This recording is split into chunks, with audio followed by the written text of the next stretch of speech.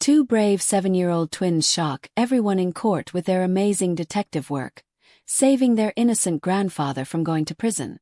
If you're going through tough times right now, remember you're not alone.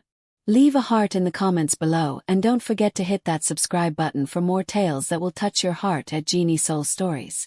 The courtroom in Chicago was dead silent as Judge Sarah Mitchell called the case of William Thompson to order. The 72-year-old grandfather sat bent over in his chair, his old hands shaking as he faced charges of stealing $75,000 from the Chicago Youth Foundation. "Your Honor," came a strong, clear voice from the back of the room. "We want permission to speak for our grandfather." Every person in the courtroom turned to see 7-year-old twins Emma and Ethan Thompson standing together, their matching blonde hair neatly combed, each holding a thick notebook filled with notes. Their eyes showed wisdom far beyond their young age. Judge Mitchell raised her eyebrows in shock. "Young people, this is a very serious criminal trial." "We know that, Your Honor," Emma said respectfully but firmly. "That's exactly why we need to talk. We've been living with Grandpa William for 3 years now, ever since our mom and dad died in that terrible car crash. We know him better than anyone in this room." Prosecutor Jennifer Rodriguez shifted nervously in her seat. She had prepared for character witnesses, but not for 7-year-old children. "Your Honor, surely what kids say should count just as much as what any other witness says," Ethan finished strongly. "We've been investigating this case for 4 months, and we have proof that nobody else has seen."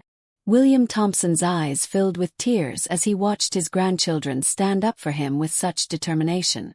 These were the same broken little kids who had come to him 3 years ago, lost and crying. Now they were fighting for his honor when everything seemed hopeless. The courtroom buzzed with whispered conversations as Judge Mitchell studied the twins' serious faces. Whatever happened next would change all their lives forever. 3 years before, William Thompson had been a different man.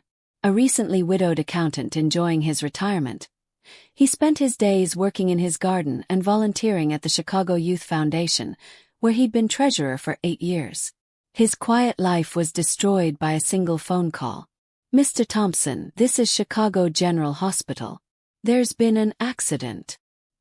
His son David and daughter-in-law Lisa were gone in an instant, leaving behind 4-year-old twins who barely knew their grandfather. Emma and Ethan arrived at his small home with nothing but sadness and 2 tiny suitcases. "I don't know how to take care of children," William had whispered to his neighbor that first night as the twins slept restlessly upstairs. "I raised one son and look how that turned out. He moved far away and I barely saw him twice a year. But love has a way of teaching us what we never thought we could learn." Within months, William had turned his spare bedroom into a happy space with twin beds and colorful decorations. He learned to tie shoes, pack small lunches, and understand the world of little children's big emotions. The twins, meanwhile, watched their grandfather with curious eyes as he spent his evenings carefully reviewing the foundation's financial books. They saw how he would frown over mistakes, call other board members to ask about expenses, and never sign a check without checking every detail twice. "Why do you work so hard on those papers, Grandpa?" Ethan had asked one evening. "Because every dollar we handle belongs to children who need help," William replied seriously. "That's a sacred trust, sweetheart. We can never be careless with other people's hope." Those words would echo in their minds 6 months later when the accusations first came up, starting the twins on a path that would test everything their grandfather had taught them about truth, justice, and the power of careful watching. 4 months before the trial, the Thompson household was turned upside down by a knock at the door. Detective Carmen Santos stood on their porch with a search warrant, her face apologetic but firm. "What's this about?" William asked, his face pale as officers began searching his home office. "Accusations of stealing money from the Chicago Youth Foundation, sir. We need to look at your financial records."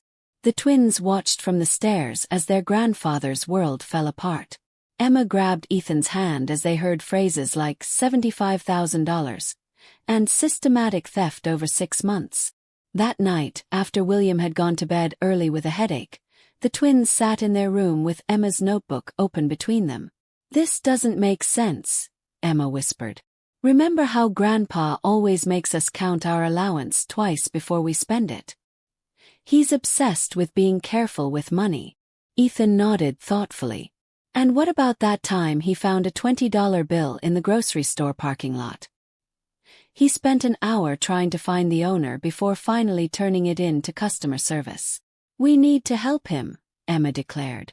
"But we need to be smart about it." The next day at school, they approached their favorite teacher, Mrs. Jennifer Coleman, who had known their family since they started at Lincoln Elementary School. "Mrs. Coleman," Emma began carefully, "if we wanted to do a research project about investigating problems and accusations, would you help us understand how to write down evidence properly?" Mrs. Coleman studied their serious faces. She had heard about William's situation through the school's parent network and suspected the twins' sudden interest in detective methods wasn't a coincidence. "Research projects require careful watching and good documentation," she said slowly. "But they also need permission from parents or guardians to visit any places outside school." Within a week, the twins had official permission for their social studies project and began their careful investigation into the very foundation where their grandfather had given his heart for 8 years. The Chicago Youth Foundation was in a cheerful blue building downtown filled with the laughter of children in after-school programs. The twins visited twice a week, supposedly to help tutor younger kids, but really to watch the patterns they had begun to notice. Marcus Parker, the administrative director, was a nervous man in his mid-30s who always seemed to be checking his phone. The twins noticed he became especially worried whenever William wasn't there for his usual volunteer time. "Girls, you don't need to be here today," Marcus had said one Tuesday afternoon when William was at a doctor's appointment. "Maybe you should go home early." But Emma and Ethan stayed quietly, helping children with homework while keeping their eyes and ears open. They watched Marcus use the computer system that needed 2 signatures for any big financial transactions, William's and his own. "That's normal," Ethan whispered to Emma as they walked home. Grandpa explained that the foundation needs 2 people to approve spending to prevent any one person from misusing money. "Then why does Marcus look so guilty every time he uses the system when Grandpa isn't there?" Emma wondered aloud. The twins began writing down their observations with the careful precision their grandfather had unknowingly taught them. Emma tracked Marcus's behavior patterns, noting his increased nervousness on specific dates. Ethan focused on conversations he overheard, carefully writing down pieces of phone calls that seemed suspicious. One afternoon, they overheard Marcus on the phone in his office. "I know the hospital can't wait much longer. Yes, I can get the money, but I need another week. My son needs this surgery now." The twins looked at each other. They were beginning to see a pattern, but they needed more proof before they could understand what it really meant. What they didn't realize was that their careful watching was about to uncover a truth that would shock everyone involved, including Marcus Parker himself. The breakthrough came when Emma discovered something important while helping her grandfather organize his medical appointments. William had been managing diabetes for several years, requiring regular visits to his doctor, Dr. Patricia Martinez. "Grandpa, you have a lot of doctor visits marked in your calendar," Emma observed casually as they sat at the kitchen table. "Diabetes doesn't take care of itself, sweetheart," William sighed. "Dr. Martinez insists on seeing me every 2 weeks to check my blood sugar levels. It's been quite a journey these past 6 months." Emma carefully wrote down the dates in her investigation notebook. That evening, she compared them with the timeline Detective Santos had mentioned during the search, the dates when the supposed stealing occurred. "Ethan, look at this," she whispered excitedly. "Every single date when money supposedly went missing, Grandpa was at Dr. Martinez's office. Look, March 15th, doctor visit. March 15th, supposed theft. April 2nd, doctor visit. April 2nd, supposed theft. That's not a coincidence," Ethan breathed. Someone knew exactly when Grandpa would be away from the foundation.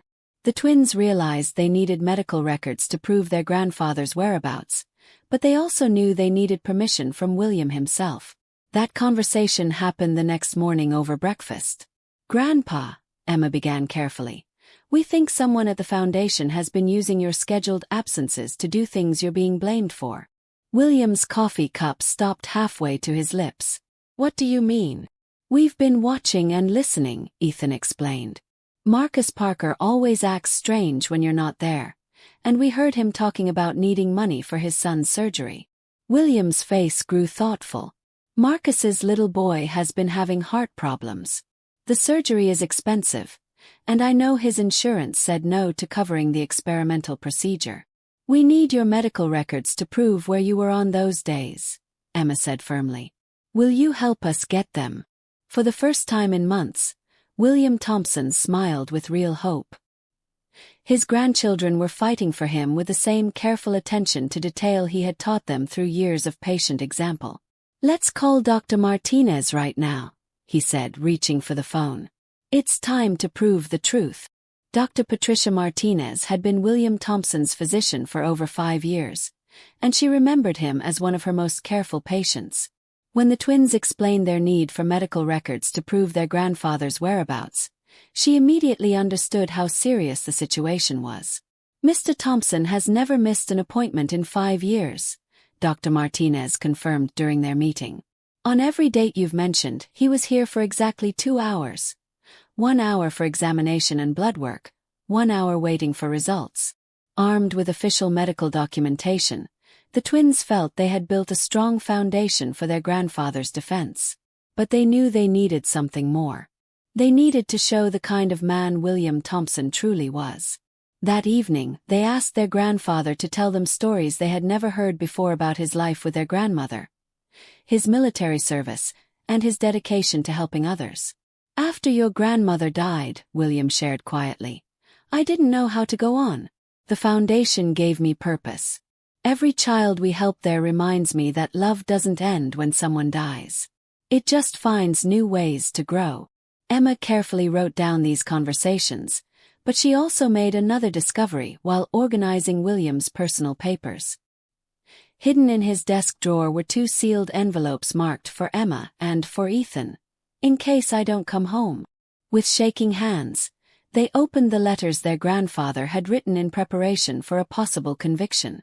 "My dearest grandchildren," William's careful handwriting began. "If you are reading this, it means I have been found guilty of a crime I did not commit. Please do not let this destroy your faith in justice or in the goodness of people. Sometimes the truth takes time to come out, but it always does eventually." The letters continued with memories of their parents, advice for their futures, and expressions of pride in the young people they were becoming. Most importantly, William had written detailed instructions for their continued education and care, including the revelation that he had secretly sold his father's vintage watch, his most treasured possession, to make sure they would have college funds regardless of what happened to him. By the time they finished reading, both twins were crying. They finally understood the full size of their grandfather's sacrifice and love. Tomorrow they would share not just evidence of his innocence, but testimony about the depth of his character. The truth was about to set them all free, but first they had to find the courage to speak it in front of a room full of strangers. The courtroom was packed as Emma and Ethan Thompson took their places at the witness stand. Judge Mitchell had spent considerable time in her office deciding whether to allow minor children to testify, ultimately deciding that their direct observations were important to the case. Prosecutor Rodriguez remained doubtful. "Your Honor, while I respect these young people's desire to help their grandfather, we cannot allow emotional appeals to overshadow concrete evidence of financial irregularities." Defense attorney Marcus Thompson stood to address the court. "Your Honor, these witnesses have put together systematic documentation that directly relates to the timeline of alleged crimes. Their testimony is factual, not emotional." Emma spoke first, her voice clear and steady despite her racing heart. "We created a timeline showing that Grandpa William was at Dr. Martinez's office during every instance when money supposedly went missing. We have medical records proving this." She presented the carefully organized documentation, explaining how they had cross-referenced appointment schedules with bank transaction dates.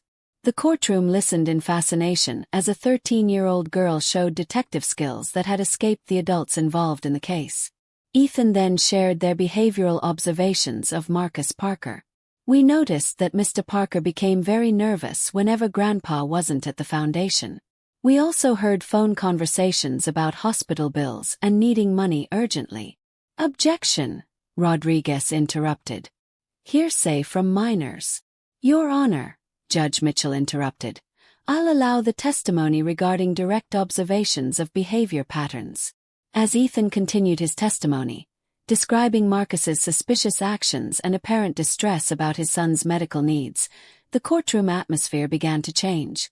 Even Rodriguez found himself leaning forward, interested by the systematic approach these young people had taken. William Thompson watched his grandchildren with tears streaming down his face.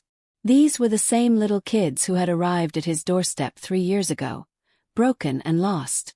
Now they stood before a court of law, fighting for his honor with courage and intelligence that took his breath away. But the most dramatic moment was yet to come. In the gallery, Marcus Parker had been listening to every word, his face growing paler with each revelation. Finally, as the weight of watching an innocent man suffer became unbearable, he stood up suddenly. Your Honor, Marcus's voice cracked. I need to confess something. Marcus Parker's words sent shock waves through the courtroom. Judge Mitchell immediately called for order as the gallery erupted in whispered conversations and gasps of surprise. Mr. Parker, the judge said sternly, you are not currently under oath, and I must advise you that anything you say can be used against you in legal proceedings. I understand, Your Honor, Marcus replied, his voice shaking. But I can't sit here and watch Mr. Thompson be destroyed for something he didn't do. Those kids are right about everything. Marcus's confession unfolded like pieces of a tragic puzzle finally falling into place. His 2-year-old son Tyler had been born with a rare heart defect requiring experimental surgery that cost exactly $75,000. When their insurance company denied coverage, calling the procedure investigational, Marcus and his wife faced an impossible choice: watch their child die or find the money somehow. I knew William's medical schedule, Marcus admitted, his voice barely above a whisper. As administrative director, I had legitimate co-signing authority for emergency situations. I told myself I was borrowing the money, that I would replace it when we sold our house. The twins listened with a mixture of victory and heartbreak. They had been right about Marcus's behavior, but they hadn't fully understood the desperate circumstances driving it. The Foundation's emergency protocol allows the administrative director to authorize transactions when the treasurer is unavailable, Marcus continued. It's designed for genuine emergencies, natural disasters, urgent repairs. I perverted it to steal from the children we were supposed to protect. Judge Mitchell maintained her stern expression. Mr. Parker, do you understand that you are essentially confessing to embezzlement in open court? Yes, Your Honor, and I have the full $75,000 ready for immediate payback, plus interest. We sold our house 3 weeks ago. William Thompson stood slowly, his legs unsteady from months of stress and worry. Marcus, he said quietly, why didn't you come to me? We could have worked something out. The Foundation has emergency assistance programs for employees' families. Marcus's tears came freely now. I was too proud, too ashamed. And then when the investigation started pointing at you, I was too scared to come forward. These kids showed more courage in 4 months than I've shown in my entire life. Emma and Ethan looked at each other, their hearts heavy with the complexity of the situation. They had solved the mystery, but the solution revealed a tragedy that went far deeper than simple theft. 3 years had passed since that dramatic day in court, and the Thompson family had learned to live with the complex emotions that followed Marcus Parker's confession. Now 16 years old, Emma and Ethan were seniors at Lincoln High School, their reputation for analytical thinking and fairness well established among their peers. William, now 75, had been completely cleared and returned to his volunteer work at the Chicago Youth Foundation with renewed purpose. The experience had taught him valuable lessons about recognizing signs of employee distress, and he had helped implement new support systems for staff facing personal crises. Marcus Parker had served his sentence through an innovative restorative justice program, full restitution of $75,000 plus $15,000 in interest, combined with 200 hours monthly volunteering his accounting skills for nonprofit audits. His son Tyler, now 5 years old, was healthy and thriving after the successful surgery. Marcus had become a passionate advocate for nonprofit transparency and financial accountability. The twins had channeled their courthouse experience into school activities that reflected their growing interest in justice and truth-seeking. Emma served as president of the Mock Trial Club, while Ethan led the Student Government Accountability Committee, which ensured transparent reporting of how student fees were spent. "You know what I learned from Grandpa Williams' case," Emma said during a school presentation about their volunteer work. "The truth isn't always obvious on the surface. Sometimes you have to dig deeper, ask better questions, and look at patterns over time." Their methodology, systematic observation, timeline correlation, and behavioral pattern analysis, had become their signature approach to problem-solving. Teachers regularly consulted them when investigating academic misconduct, and their principal had asked them to help redesign the school's honor code system. Most importantly, they had learned that justice wasn't just about punishment. It was about understanding, restoration, and preventing future harm.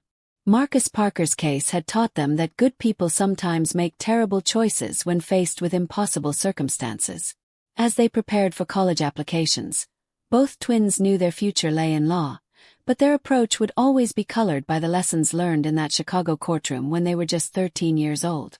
At 22 years old, Emma and Ethan Thompson graduated from University of Illinois Law School with specializations that reflected their unique perspective on justice.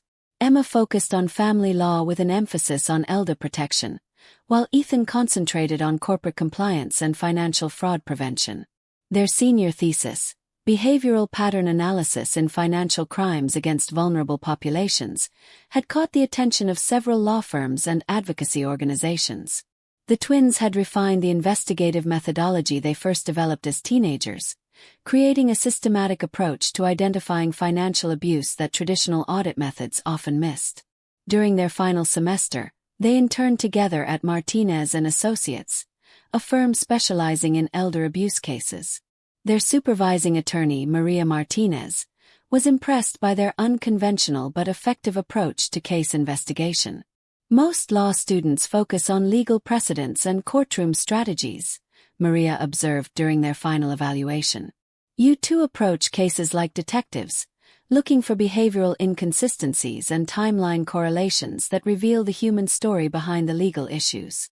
Their internship involved 17 cases of suspected financial elder abuse, ranging from family members stealing from aging parents to caretakers exploiting their positions of trust. In 14 of those cases, the twins' pattern analysis had uncovered evidence that more traditional investigation methods had missed. At 25, Emma and Ethan Thompson opened their practice in downtown Chicago, just 6 blocks from the courthouse where they had testified 12 years earlier. Thompson & Thompson, Elder Protection and Financial Justice, specialized in cases involving exploitation of vulnerable adults, with a focus on situations where abuse occurred within trusted relationships. Their approach, now formally known as the Thompson Method, combined traditional legal investigation with systematic behavioral analysis and timeline correlation. They had developed standardized protocols for documenting suspicious patterns, cross-referencing medical schedules with financial transactions, and identifying the psychological profiles of individuals who abuse positions of trust. The method's effectiveness quickly gained attention in legal circles. Unlike traditional approaches that focused primarily on financial audits after suspicious activity was already suspected, the Thompson method could identify potential abuse patterns before significant damage occurred. Their first major case involved the Harris family, where 78-year-old Dorothy Harris suspected her nephew James was misusing his power of attorney. Traditional auditing had found no obvious irregularities, but the twins applied their timeline analysis and discovered that unusual financial activity consistently occurred during Dorothy's dialysis appointments, times when James knew exactly where she would be for predictable 3-hour periods. "The beauty of the Thompson method," Emma explained to a conference of elder law attorneys, "is that it recognizes patterns that financial audits miss. Authorized users don't leave obvious traces of theft. They leave behavioral traces of guilt and opportunity. Within 3 years, their methodology had been adopted by elder protection agencies in 12 states. The Illinois Department of Human Services reported an 89% success rate in detecting financial abuse when the Thompson method was properly implemented, compared to 34% with traditional audit approaches. Ethan had developed the training protocols, teaching other attorneys and social workers how to recognize the subtle signs they had first observed in Marcus Parker's behavior: nervous energy around the vulnerable person, excessive interest in their medical schedules, resistance to transparency about financial decisions. "These are red flags that numbers alone won't reveal," he would tell his trainees. But perhaps most significantly, their work had attracted the attention of Marcus Parker himself, who had completed his community service and was now working as a non-profit financial transparency consultant. He approached them with a proposal that would test everything they believed about justice, redemption, and second chances. Marcus Parker's proposal was both surprising and controversial. He wanted to work with the Thompson twins to develop training programs that would help non-profit organizations prevent the kind of financial abuse he had committed 8 years earlier. "I know I'm probably the last person you want to partner with," Marcus said during their initial meeting at the Thompson & Thompson offices, "but I understand the mindset of someone who abuses authorized access because I've been there. I can teach organizations to recognize warning signs that even your method might miss." The twins found themselves in an ethical dilemma that echoed the complexity of their grandfather's original case. Marcus had paid his debt to society, made full restitution, and spent years working to prevent others from making his mistakes. His son Tyler, now 10 years old and healthy, was thriving in school and completely unaware of his father's past crimes. "This isn't about forgiveness," Emma said carefully. "It's about effectiveness. If your insights can prevent other families from going through what Grandpa William experienced, then we have an obligation to consider it." Ethan was more skeptical. "But how do we know this isn't just an attempt at reputation rehabilitation? How do we know your motivations are genuine?" Marcus's response surprised them both. "You don't, and you shouldn't take my word for it. Apply your own method to evaluate me. Look at my behavioral patterns over the past 8 years. Cross-reference my volunteer hours with my financial disclosures. Talk to the families I've helped and the organizations where I've worked. If your analysis shows inconsistencies or red flags, then don't work with me." This was unprecedented. A potential partner essentially asking to be investigated by the very method he hoped to help improve. The twins spent 6 weeks conducting a thorough analysis of Marcus's post-conviction life, interviewing his supervisors, reviewing his financial records, and observing his interactions with vulnerable populations during his volunteer work. Their conclusion was complex but clear. Marcus Parker had genuinely transformed his life. But more importantly, his insider knowledge of financial abuse psychology could help strengthen their prevention methods in ways they hadn't considered. William Thompson, now 78 and still volunteering at the Chicago Youth Foundation, gave his blessing to the partnership. "Redemption isn't just about paying for mistakes," he told his grandchildren. "It's about using those mistakes to prevent others from suffering the same harm." The testing ground for their enhanced methodology came sooner than expected. Margaret Johnson, a 79-year-old retired teacher, was referred to Thompson & Thompson by her concerned neighbors. Her 14-year-old twin grandsons, Kevin and Kyle, had approached their school counselor with suspicions about their grandmother's live-in caretaker, David Cruz. The case was remarkably similar to William Thompson's situation from 20 years earlier: an elderly person with legitimate medical needs, a caretaker with authorized access to financial accounts, and observant young relatives who noticed behavioral inconsistencies that adults had missed. "David always gets nervous when Grandma has doctor appointments," Kevin explained during their initial consultation. Kyle added, "We started writing down when weird things happen, just like you two did with your grandpa. David talks on the phone about needing money, and it's always on days when Grandma isn't home." Emma and Ethan exchanged glances, seeing their 13-year-old selves reflected in these earnest teenagers. The twins applied the Thompson method to Margaret's case, but this time they had Marcus Parker's additional insights about the psychological patterns of financial abusers. Caretakers who abuse their position often develop ritual behaviors around their crimes, Marcus explained during their case conference. They convince themselves they're borrowing, not stealing. So they create elaborate justifications and timing patterns that make them feel less guilty. The enhanced investigation revealed that David had been systematically transferring money during Margaret's dialysis appointments, using her debit card for cash advances that he categorized as emergency medical expenses. The timing was so precise and predictable that it created a clear behavioral signature.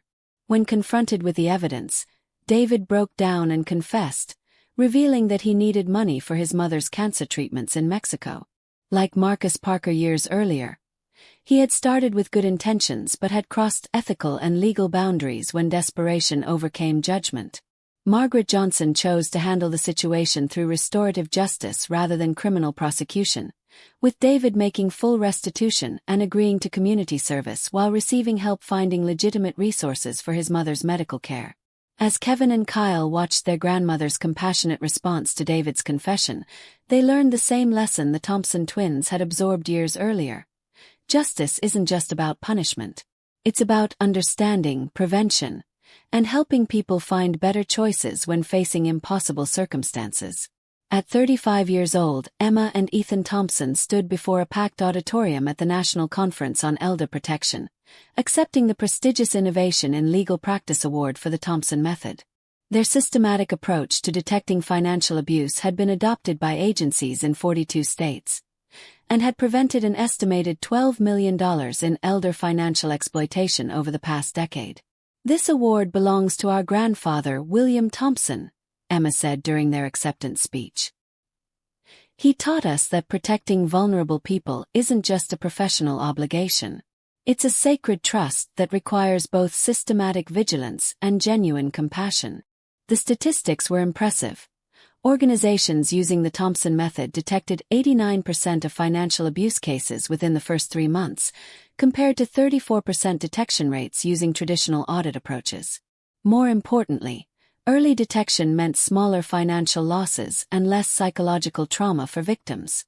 Marcus Parker, now a respected consultant who had trained over 1,500 nonprofit staff members in financial transparency protocols, watched from the audience with quiet satisfaction. His partnership with the Thompson twins had evolved into something none of them could have predicted: a comprehensive prevention system that addressed both the technical and psychological aspects of financial abuse. "The most significant thing we've learned," Ethan told the audience, "is that financial abuse rarely happens in isolation. It's usually connected to personal crises, mental health struggles, or systemic failures in support systems. Prevention requires addressing those root causes, not just implementing better security measures."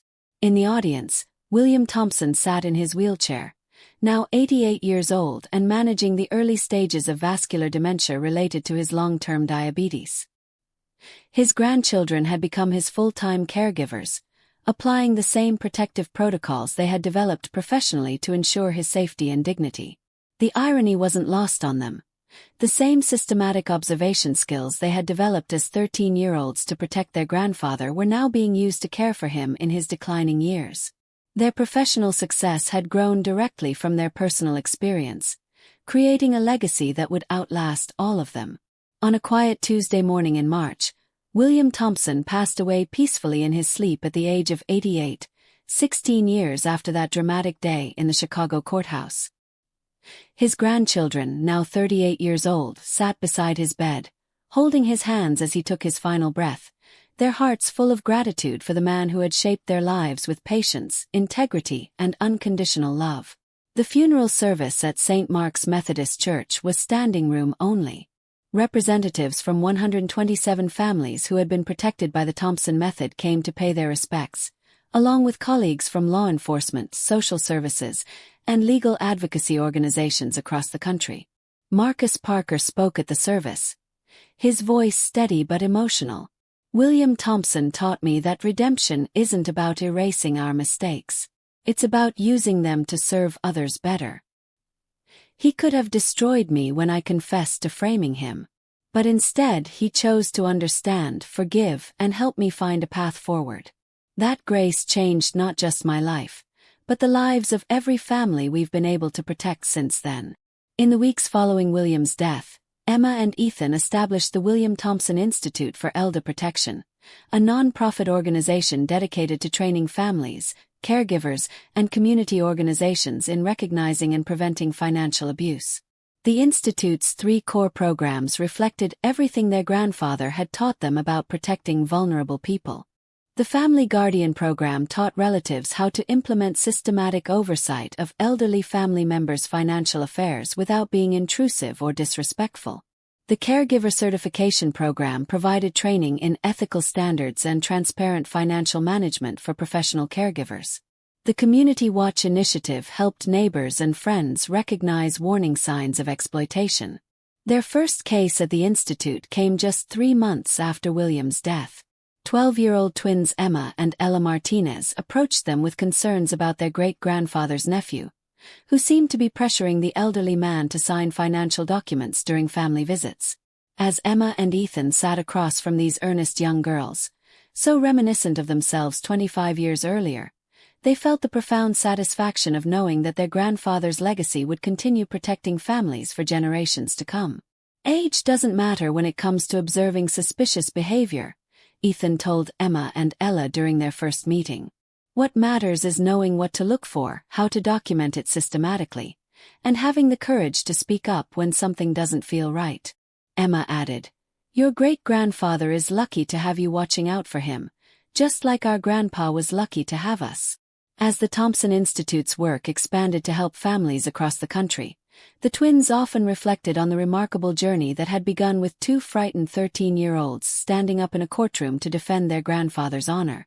They had learned that justice wasn't a destination. It was a daily choice to protect the vulnerable, seek the truth, and believe in the possibility of redemption for everyone willing to take responsibility for their actions. William Thompson's voice lived on in every family they helped, every caregiver they trained, and every young person who learned that age was no barrier to standing up for what was right.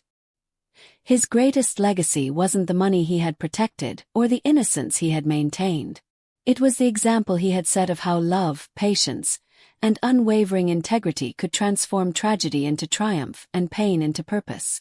The story that began with accusations and ended with vindication had become something far greater, a testament to the power of family, the importance of truth, and the endless possibility for people to learn, grow, and use their experiences to serve others with compassion and wisdom.